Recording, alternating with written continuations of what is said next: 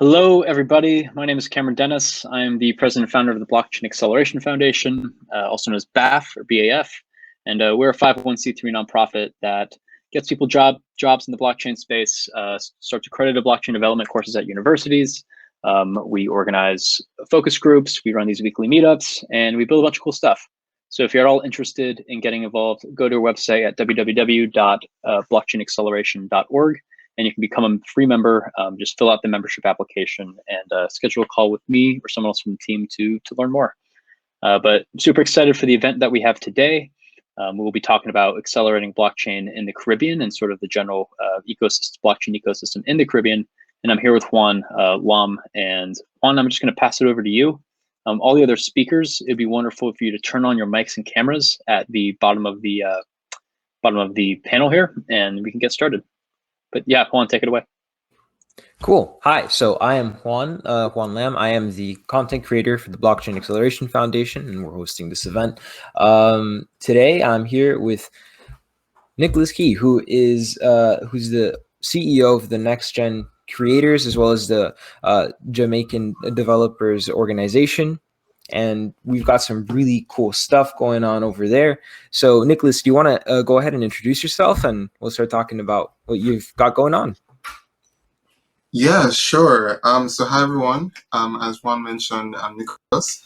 I've been more or less generally in the tech scene for about 15 years overall, but more specifically, I guess zeroed in on the blockchain space for probably the past 3 years. And I guess beyond that, I've more or less played the role of, I guess, a community leader, a dev community lead, and an evangelist for the region for the past 6 years. And so that's more or less like my overall background at a high level. Cool. And Stephen, do you want to go ahead and introduce yourself as well? And then we'll go forward from there. Sure. Hey folks, Stephan Delabo from the Caribbean Blockchain Alliance. I'm currently in the Bahamas right now. I'm always in the Bahamas. So we're an NGO focused on blockchain adoption in the Caribbean. That comes from, well, first and foremost, community building, bringing together people in the space who are actively working in it, so we can, support each other, see what each other is doing, and things like that. And then we also have two mandates, the first being education and the second being public policy. So public policy, working with regulators, governments, et cetera, to actually push, proper regulation in the space in a way that we can move forward and not hamstring private sector, for example. And then, of course, education that's across the board, whether it's talks, workshops, of course, getting into the blockchain clubs aspect as well, very quickly. But yeah, we try to cover as many things as possible.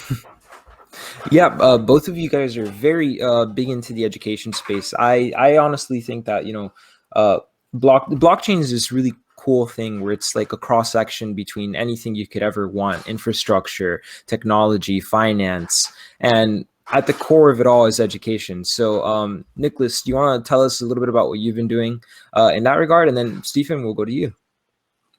Yeah, sure. So I guess while just running the nonprofit itself, we've been more or less heavily involved in just upskilling a lot of young developers or tech enthusiasts, mainly from the university and upper entourage high school level, all the way to post university grads.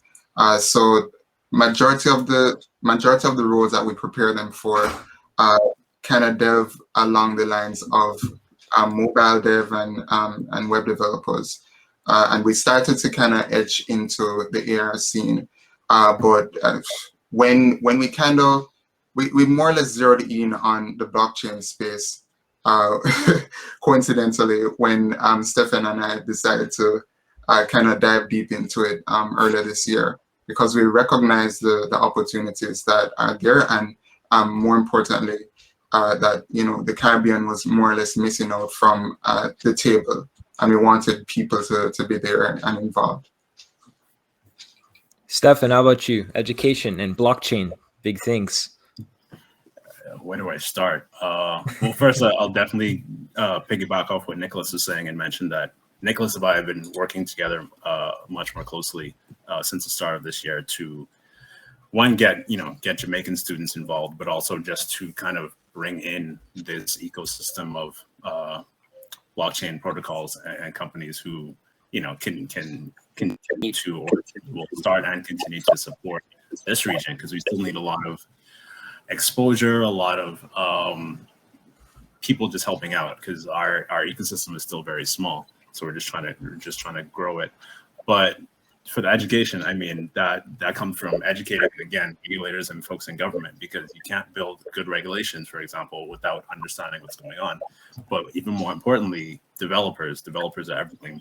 Blockchain is software at the end of the day. Blockchain is technology. So that is where, if you want to properly create an ecosystem with people that are actually from your region, you have to start there, and you have to start young. So you're just gonna have a lot of people who are disconnected to what's going on. And I mean, like with blockchain, we're seeing something that's really interesting, I think, which is that more and more, and this has been true for a while now, software has been encroaching on non-technical parts of our lives. And I see blockchain as technology for governance, or for the invisible things, the things that are not usually like tangible, which is such a fascinating thing. So in terms of creating an environment where you could teach people software, even people who are perhaps maybe not interested in software per se, like how valuable do you think that is? Either one of you, if you want to answer that. It's a big question. I guess. Yeah, go ahead. It's funny, right? Because you can have software developers who are trying to get into blockchain, but not everyone's going to be a developer. So if you want like business students or econ students, or just regular people in general who want to jump in different ways, whether it's like trying to understand DeFi or trying to push into NFT, or even just traditional non-based blockchain use cases, which in the Caribbean would do so much for our governments and for our departments, which are generally, and I'm sure Nick would agree, completely fragmented and separated from each other, which means that trying to do anything in our country takes so hard a week when it should take an hour.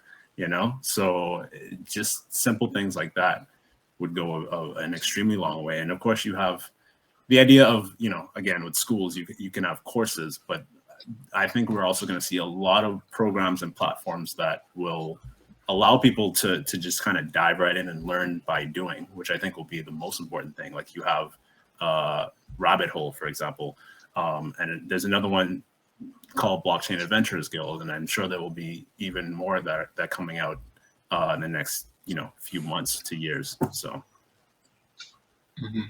Yeah, and I guess to add on to that, I think what I find interesting is that because I guess our digital literacy rate isn't, I guess, on par with, say, the global north, what I'm finding is that we kind of need to make, I guess, a Web 3.0 experience as organic as possible to, I guess, the early days of Web 2.0, because in many instances we happen to just be there. I guess the slowest piece of the puzzle is, of course, government, and so I think that's something that could be attacked if done strategically. Like we kind of need to wean people in and find the right ways to make it as relatable as possible, so that there can be adaptability. Absolutely.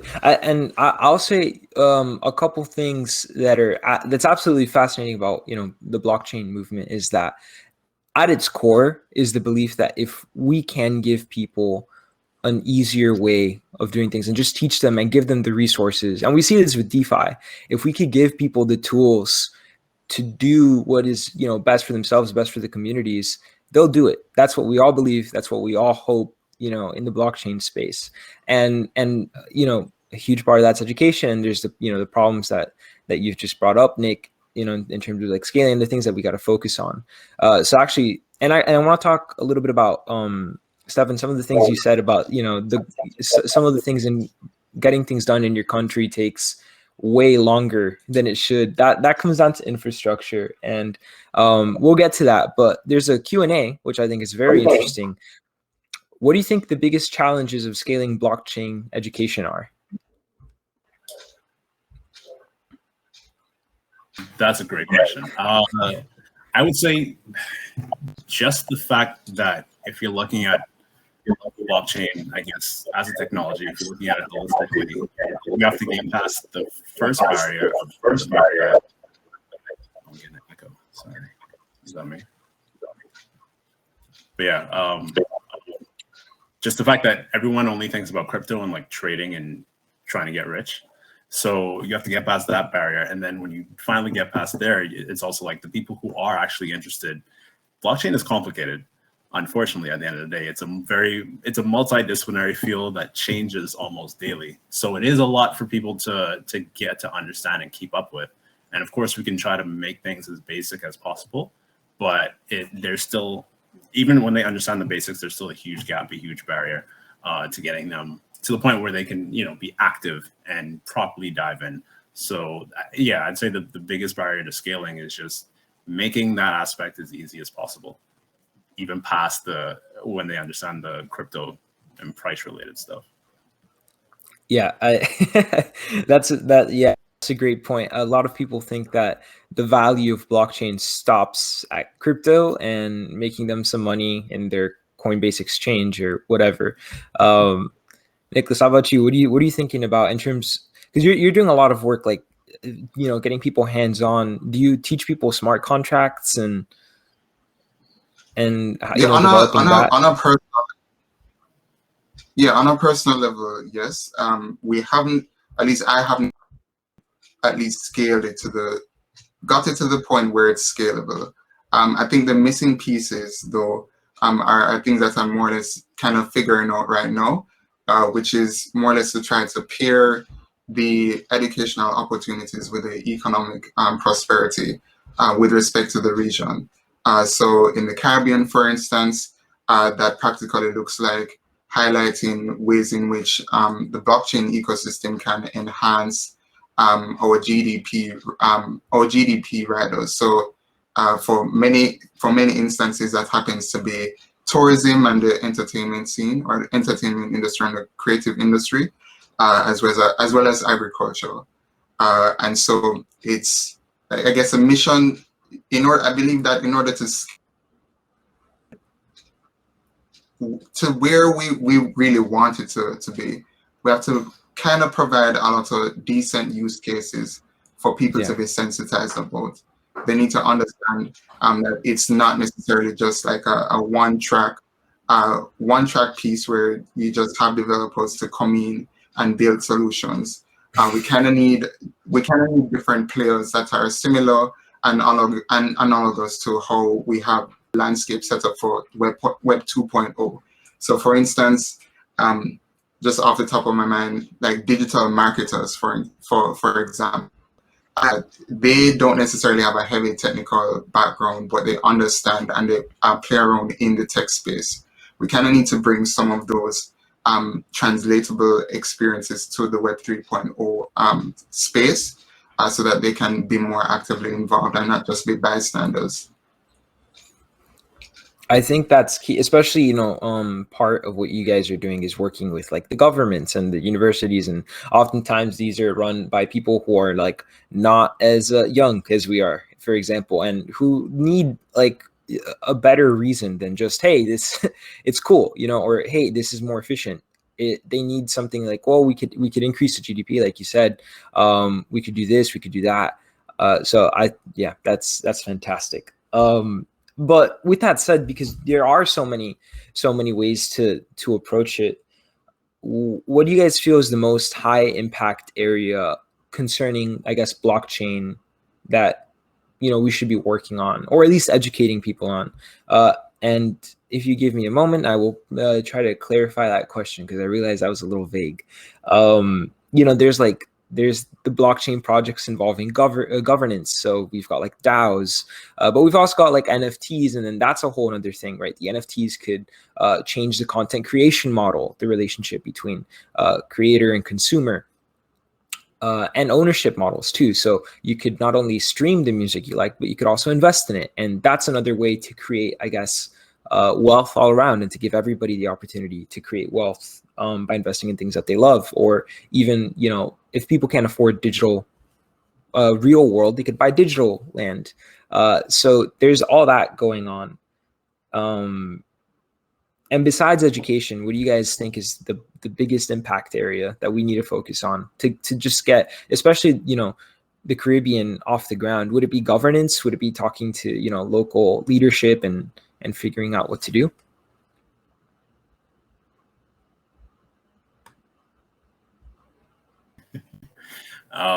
Yeah, I mean, that's a lot of interesting points. Like, for example, the NFT boom was actually, I think people don't, I'm sure people realize how important that was to get a lot of people who weren't paying attention to the space before to actually not just look into what's going on, but to actually dive in. We saw a lot of people who never messed around with crypto, never messed around with blockchain, actually trying to figure out, you know, how to open a wallet or how to get involved in even not just minting NFTs, but also like exploring what else is going on. The amount of, I'm actually in a DAO full of artists that were not really involved in the space before. So that it's actually amazing to see. Yeah, outside of that, I mean, and that's one particular just kind of use case that got mainstream pretty quickly. Outside of that, I can give another example of, I won't name the regulator, but there was a regulator who a few years back I had met with, and it was legitimately the worst meeting I ever had. Like, they were not interested. They thought we were jokers. It's actually really funny. And then a few years later, maybe 2 or 3 years later, I was on a panel with that same person, and it was like a 180. They had gotten much more open to it. They had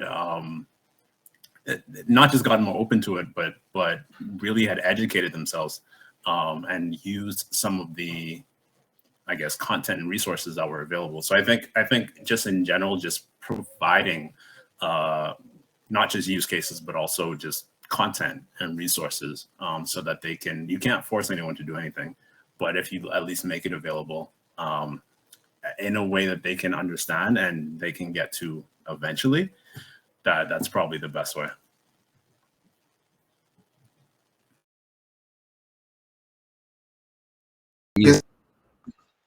Yeah, I guess from my end, what I find interesting is that the areas that we need, I guess, the most development in, which just happens to be government, they are versed to, quote unquote, the crypto space in the traditional sense, but they like playing around, I guess, the blockchain space, or rather just dancing around the interesting ways while trying to adapt some key principles surrounding it. Let me give you an example. So in Jamaica, we are slated to release CBDCs at the end of this year as an experiment. And later next year, the objective is to make it widely available to all citizens from the country.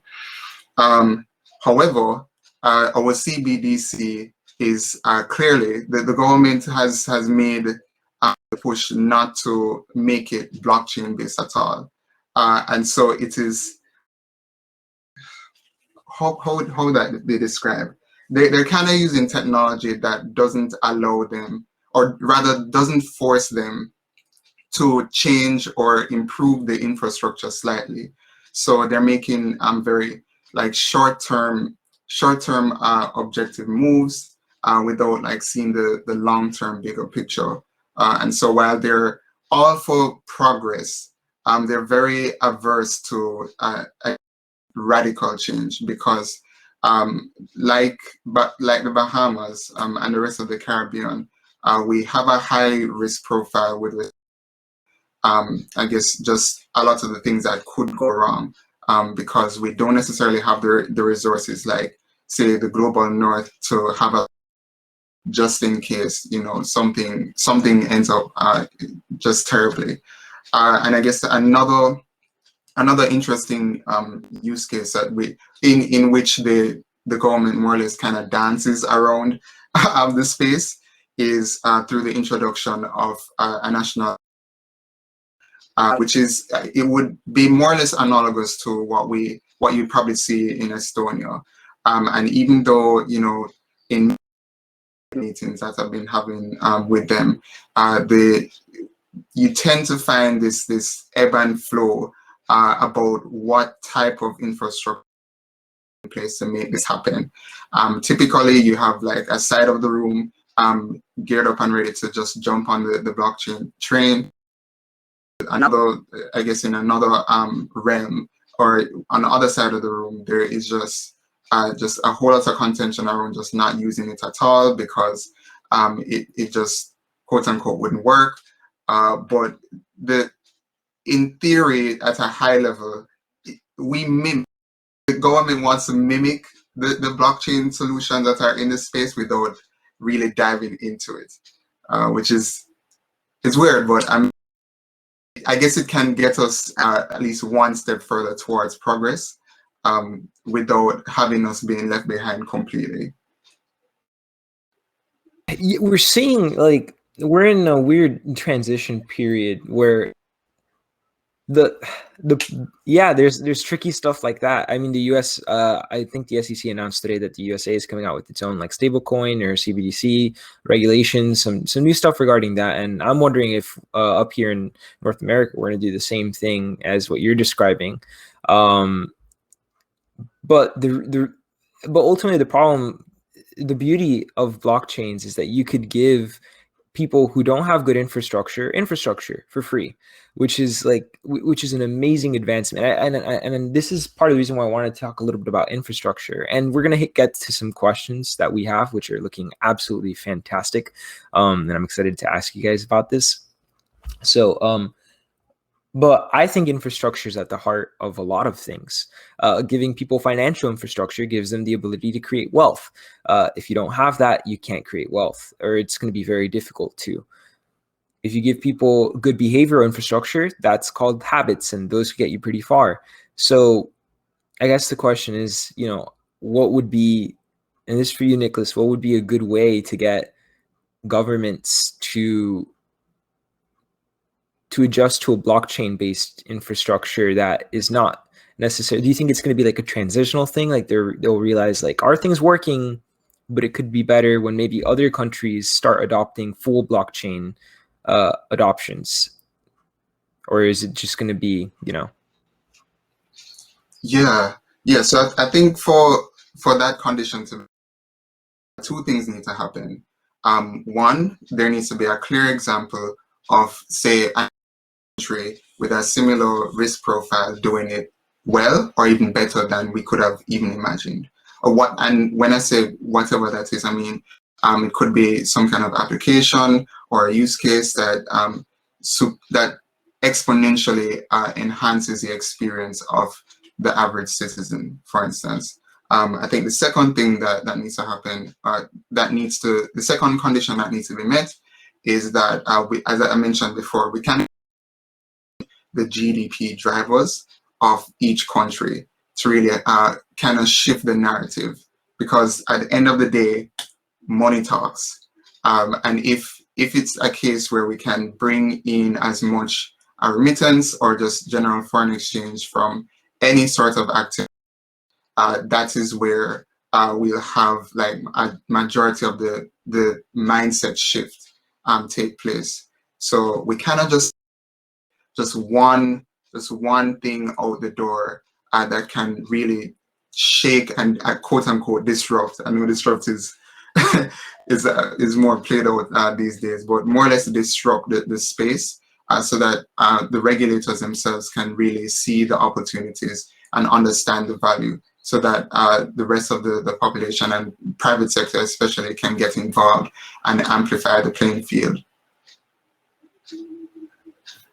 Yeah, and that's a brilliant question, just because like it's so interesting, right? Seeing how this is happening, because if you look at the Bahamas, who only the first CBDC dollar that is blockchain based. And then you had Dcash in the Eastern Caribbean Union. That's also blockchain based. So it is really interesting to see the kind of variance in the technology used. But I think Nicholas said it perfectly. When you get to the point where you as Jamaica can look at the Bahamas and look at the Eastern Caribbean Union and see the blockchain based CBDCs doing well, that'll be the main driver for change. And maybe they'll turn around and say, okay, let's start over, which is always hard to do, but let's start over and try again. And I think that, and honestly, that's one of the biggest things I really want to see for CDA in general, and for the Caribbean in general, for us to engage all of these regulators and government folk as one Caribbean unit, basically, which is very difficult, but just to make sure that we're kind of on the same page, just so that, because the Caribbean is very fragmented, and this is kind of our chance in a big way to make it less fragmented, to at least make sure that the policies and the regulations and the tech used are, if not exactly the same, at least kind of starting out for the same, or at least have some kind of framework, so that we can all build with each other rather than build separately. So that is going to be it's going to be really important. It's going to drive a lot if we can actually make it happen. I guess to add on to what Stephan was just saying a while ago, it's almost as if I guess within the Caribbean, specifically, one of us has to be like the sacrificial lamb, the early adopter to like jumpstart everything, and then honestly the rest of the Caribbean will follow. That usually has been historically the trend for almost everything, because we tend to be very competitive, but together at the same time. And Stephan, you said something beautiful, I think, which is, building with each other and not, separately or even against each other. That's, we've got some questions about like the sand dollar and all that stuff, which I want to ask you about, because you mentioned it, you brought it up. But first I want to talk about something that, the Caribbean is where you both of you guys are working, and you guys are doing fantastic work there. Why do you think it is it positioned in like a especially I guess fertile place for this new movement, for blockchain, for all of this? And you guys brought up some of the special considerations with the Caribbean, right? Well, if you get one going, then you could get a lot of the other countries on board. Is that something that makes it an especially like nice place for blockchain to kind of grow? Yeah, I guess I could start. But yeah, for sure. I think geographically, the Caribbean is positioned in a space where we're basically in the middle between North America and South America, and that brings a whole lot of opportunities.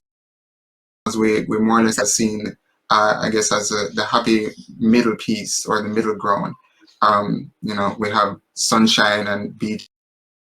This is typically what we're known for, but we definitely want to see and encourage more people to not visit the Caribbean for that, but also visit the Caribbean for a lot more opportunities within more technologically advanced spaces.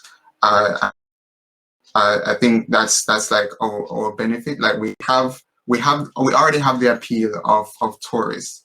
We just need to convince them that there's so much more to do here than lay on the beach. I mean, you can do that at the same time. Honestly, you can code and lay on the beach and drink a pina colada and just take all these Zoom calls all you want. But I just feel there just is something special about this region. Just to basically echo what Nick said, people want to come here, which always provides some level of opportunity and potential for some kind of advancement. Now you have to make sure you're actually utilizing that instead of positioning yourself to just be a tourist spot. You can add all kind of other aspects to it. The other thing is, maybe even more importantly, is that we're a bunch of small countries, which means that if we actually position ourselves properly and take advantage of things, we could move and develop and propose and accept things very quickly in a way that you don't necessarily have all these different stakeholders and components that need to sit together and converge after a very long time. Now that unfortunately does end up happening, but that's kind of, again, that failure of infrastructure. But we absolutely can and should get to the point where we're the first to any new tech to use or at least experiment with blockchains. And to be fair, we are doing that with CBDCs, which is great. But that can go across the board. That is awesome. And that's a very insightful, both of you guys brought up some very insightful things about the direction the Caribbean could take. And I mean, it could take a position of leadership in this is something that's very nascent. It's very new. So anybody who's already working on CBDCs, or, for example, like the sand dollars is quite ahead of the curve. Like even, the United States hasn't come out with one. And that's quite an incredible thing. And another thing I would say is that, I'm Cuban, for example, and they're, in Cuba, they lack good infrastructure. And there's people who are, the thing with Cuban people is that they're ready for change. And so I have a feeling that in the Caribbean, there's a lot of spots where people are just ready for change. And this could be it. This could be the ticket to help them achieve economic freedom, to help them achieve good infrastructure and faster infrastructure. So that's pretty incredible. So let's get to a couple of questions, because they've been stacking up and they're fantastic questions, and I'd love your insights. So actually, Stephan, first of all, you were talking about the sand dollar earlier. Do you want to talk about that a little bit more? So what is it, and what is the status of its adoption? So the sand dollar is, as we said, a CBDC, which stands for central bank digital currency. It's basically a digital payment system that is blockchain based, but isn't necessarily a crypto. It's still it's still run by our central bank, obviously, given the name, which makes it a kind of middle ground between centralization and decentralization, in that the issuance still comes directly from one place, but there is more, there's more transparency, there's more auditability, because every transaction is still not necessarily, it depends on what kind of central bank digital currency it is. Some will be transacted on a blockchain, some will just be hashed on it, meaning that you just have the records on it. But at the end of the day, you can always go back and see that something was paid, et cetera, et cetera. You still have that auditability. So that's actually, Sand Dollar was the first one. And throughout the Caribbean, we have, again, DCash, which is the Eastern Caribbean Union, which is actually very cool because it combines a number of countries who all have the same currency. Jamaica's preparing for theirs, even though, unfortunately, theirs aren't blockchain based. And then, of course, you have China rolling theirs out, and a whole slew of other countries trying to do that. But with Sand Dollar in particular, it launched officially at the end of last year. I know, obviously, that there's supposed to be a kind of whole education campaign around it, which, COVID kind of stopped that in its tracks. But I know they're really pushing to get more adoption, get things moving by, let's say, end of this year. So that's an ongoing process, and we'll see. I think it does have the chance to be really successful because it's also utilizing some of the other payment providers that we already have locally, just to kind of bridge that gap between, and I do need to kind of express this point because it's really important. The Bahamas is an archipelago, meaning it's a bunch of different islands together. And some of those islands have really lost a lot of access to local banking or any kind of finance of any kind, mainly because of de-risking, which just means that, a lot of the bank relationships are going away. So we have a few islands that really just have no access to banking and no proper access to payments. So this, a central bank digital currency, which they can just access on their phone for payments, is pretty revolutionary and life changing. Wow, that's awesome. So I actually didn't know about the sand dollar. So I really appreciate that, and I think that is absolutely awesome. Cool. So next question. We were actually talking a little bit about this before. So Nicholas, if you want to hop on to this question for me. Let's see. Oh no, I lost it. Okay, here we go. So two questions.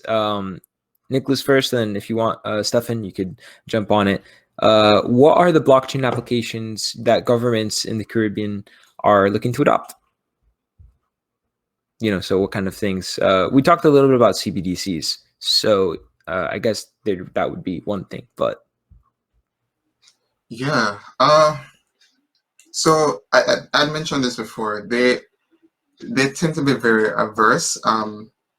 I guess the concept of it, in a broad sense. But I believe that through academia, and I happen to just be privileged in being involved in this. But through academia, we can really pull out a lot more use cases that could be applicable. One that I've been toying around with my professor on is with respect to climate change and climate change action. So we were kind of thinking of a carbon credits model that could be linked or psyched into the blockchain space. So how do we tokenize carbon credits that could be more meaningful and impactful for the Caribbean region to take advantage of the carbon trading market internationally? And so it's like one thing that we kind of push in right now because there isn't an infrastructure in place for carbon trading in Jamaica, for instance. And so essentially what will have to happen is that myself and a few others will have to bring this to the table. Apparently we can do it independently. And so that is more or less the objective right now, to kind of and then have the regulators kind of accept it over time, but drizzle blockchain in the plans somewhere so that they don't see it as too much of a red flag. But I think that kind of answers part of the question. yeah, just sprinkle it in. I actually one thing. Supply chains are huge because blockchains really efficient. So that is a little sneaky way to get blockchain into places where maybe people don't want it to be. So there's that. Cool. And I mean, in light of having governments and people and politicians and leadership that is averse to blockchain for any variety of reasons, how what when you're educating or you're talking to policymakers, what kind of content do you guys source in order to engage with these government regulators, and how what kind of content do you use to teach them or talk to them about it or engage in a dialogue? Yeah, I guess for me it really comes down to and I've been learning this I guess moving from a heavy techie or coming from a heavy tech background to being more salesy. So essentially that more or less looks like ripping apart, for instance, a white paper and breaking it down, as an example, line by line. They really need to not just understand the first principles approach of why this is better, but they need to be able to pull on various examples that have worked and have worked historically in a way. So that's one major approach I've been more or less taking in terms of how I relate and communicate with a lot of these regulators. I guess another approach is more or less looking at a lot of the successful protocols that have been in the space for the past couple of years, and showing them, exposing them to the success stories that have been taking place in other countries that have, again, similar risk profiles. Sometimes they tend to kind of pop up in Africa, for instance, and so I've done a lot of examples from that region. But yeah, Stephan, I think you probably have an even better approach because you probably interact with even more regulators than I do at this point. Yeah, it's kind of a mix, right? And a lot of it is, I guess, self-sourced. For example, like I said, we have regular talks, and we keep them saved right on YouTube. So whenever someone wants to go and see them, they can, which is great for people people in government who may not have the time to watch a live talk or presentation, but can kind of go and learn on their own pace, which I am starting to see a few more people do.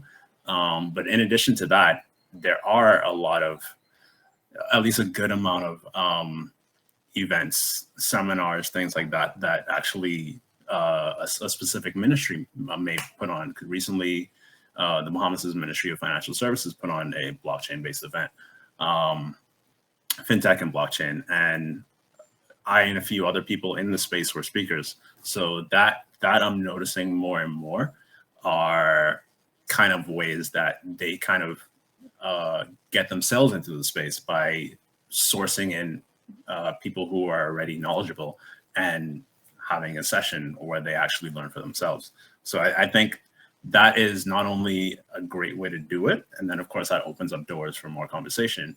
It also shows that the interest is there, finally. So yeah, hopefully there's more of that.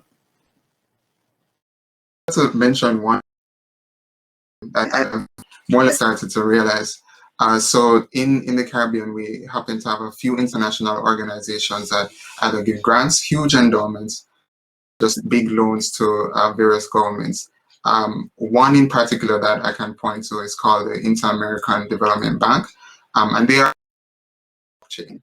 And so one, at least I used to do this in the past. I'd probably engage with them to then and supply them with as many use cases as possible that could also bolster their arguments towards the recommendations that they provide to the government. Because at the end of the day, these international organizations, they are more or less positioned in a way that they have more leverage in a lot of the conversations with the decision makers, because they are to basically help and grow and develop the economy. So why wouldn't you listen to them? There is still, of course, a reasonable amount of pushback, but it's starting. It seems like they're starting to get some movements generally. That's a big I like that line about the money. There's another question here, actually, I guess along these very lines. In the Caribbean, what would you guys say are the most, popular blockchain protocols and stuff? I know, for example, like there's certain, like Algorand, Near, they give out grants, funding. What you were saying reminded me of that. Which are the most popular protocols, or I guess the one maybe from a developer's perspective, and also from just a normal like user. Yeah, I guess I can go ahead and start.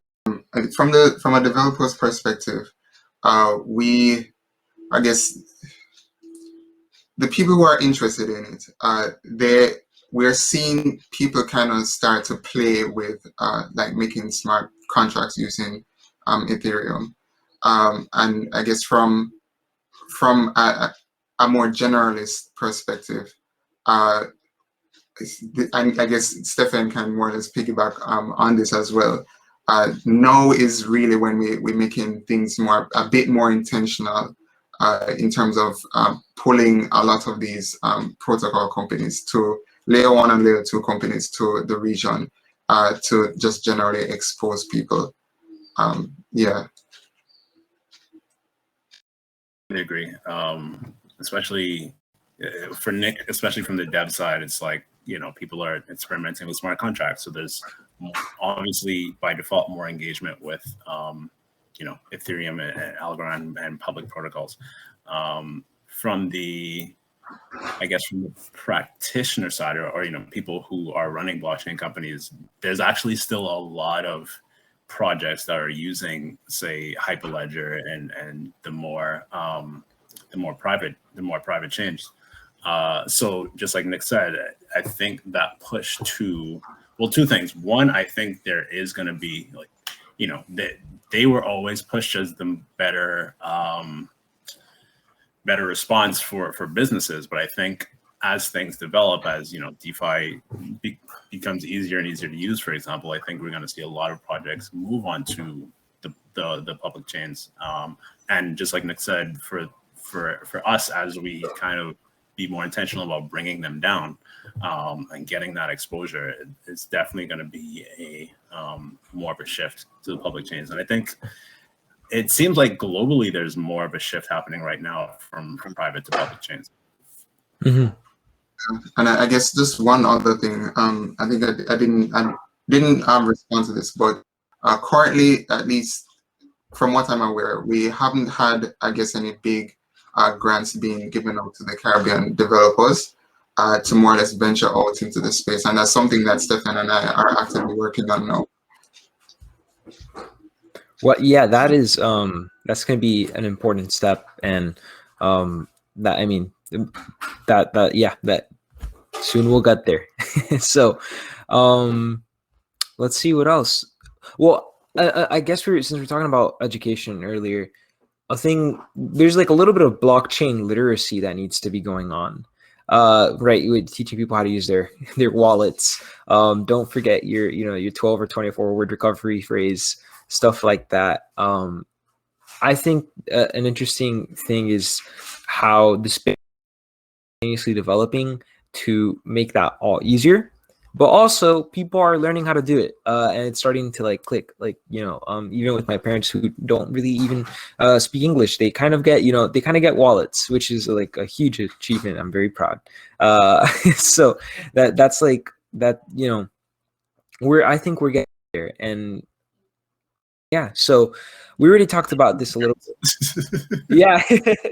Hey man, it's but we're getting there, and I think that's a great and very exciting thing. So I think we're approaching the end of this meeting, but I want to just ask you guys some more general questions.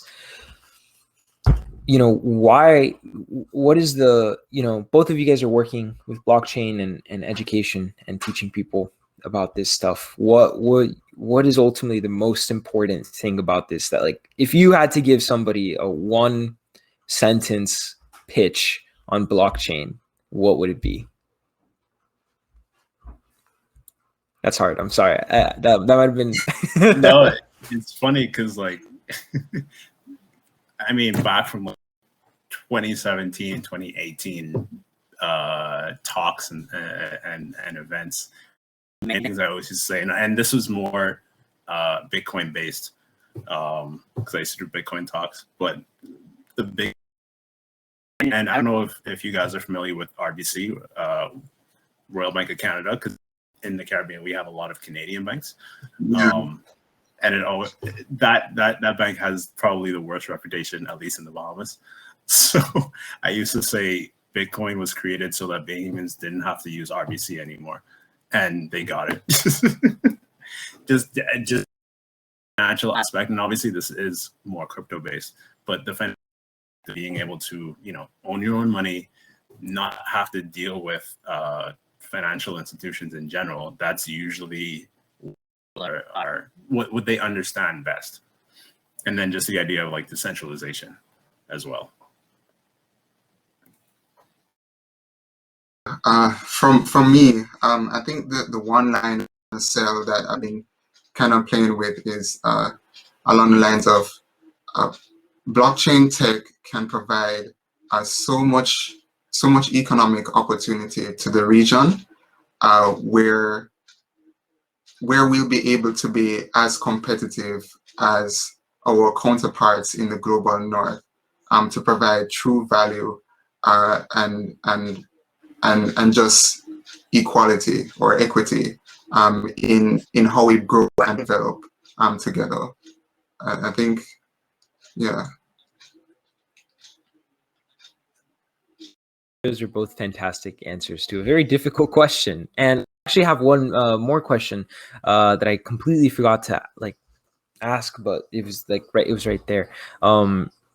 and it's it relates to this. How do you guys how do you drive blockchain adoption in light of having media that's naive and it's legacy and it is very anti-blockchain, and it seems to promote negative connotations for the tech. So, like for example, I was talking to somebody the other day, and I was like, "Oh yeah, I'm interested in blockchain and crypto," and they're like, "Crypto, isn't that for drug dealers?" And I'm like, "No, what, no, what are you talking about? No. So how do you promote this? And the lead, the media is not doing a great job of giving it positive connotation. So how do you guys go about promoting this in a positive light? I guess your previous answers are one way. If there's any others that you want to inform us about.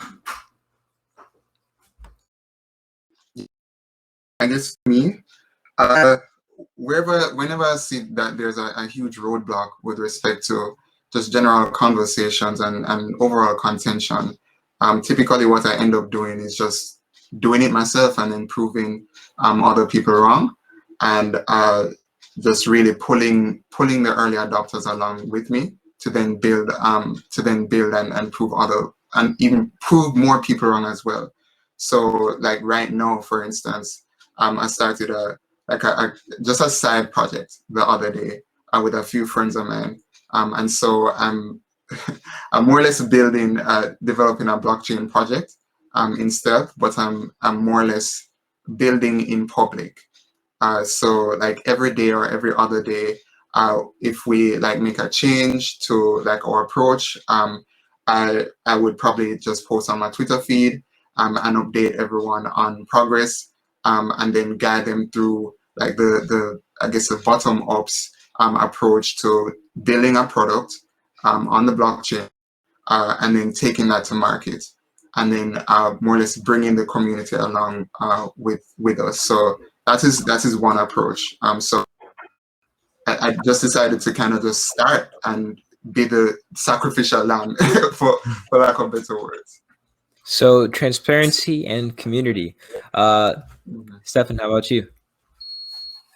I think Nick said that perfectly. I'm not a builder, unfortunately, but it's pretty much the same thing, just kind of showing rather than telling, or a healthy mix of both. But the good thing is, even though media has largely been negative for the most part, there are still good resources to show the opposite argument, which does just understanding that people understand that you're in the space and you at least should know what you're talking about, so they are somewhat, at least increasingly, more willing to listen and engage if you're on like a one-on-one basis. So yeah, I just gonna completely echo what Nick said and just kind of make them help them to understand by seeing what's happening rather than just hearing what it's about from TV. That is awesome and much more effective than what I do, which is be like, hey, you want to talk about blockchain for a little bit? And then I rope them in for like 2 hours, and and then at the end they're just like, fine, I'll make a wallet if you just let me go. So that's fantastic. Honestly, the more the merrier. As long as we can like play a key role in the entire ecosystem, it helps. A little goes a long way at the end of the day. Wow. Well, guys, we are getting to the end of the, I guess, conversation or the meeting. It has been a true pleasure talking to both of you guys about the Caribbean, what you guys are doing, and it's been a good conversation. So thank you for joining us.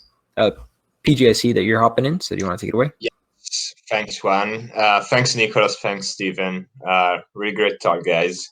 Very excited that you shine a light actually on the Caribbean, the scenario, because we're still living in this virtual world. We can read news, but being there, living the community, and hearing it from you guys is definitely very important. Other than that, we're gonna move and transition to networking. If you want to stick around and chat with the speakers or meet new people, your camera and mic on, and you can hop on and off different tables and again meet new people, have a great chat. In case you hopped on late, we're gonna upload this on our YouTube page. So in case you missed the first part, you know, you can watch it back. Other than that, Juan, Nicolas, Stephan, thank you so much, guys, for being with us. Hope to see you again soon. And yeah, see you in networking. Thanks.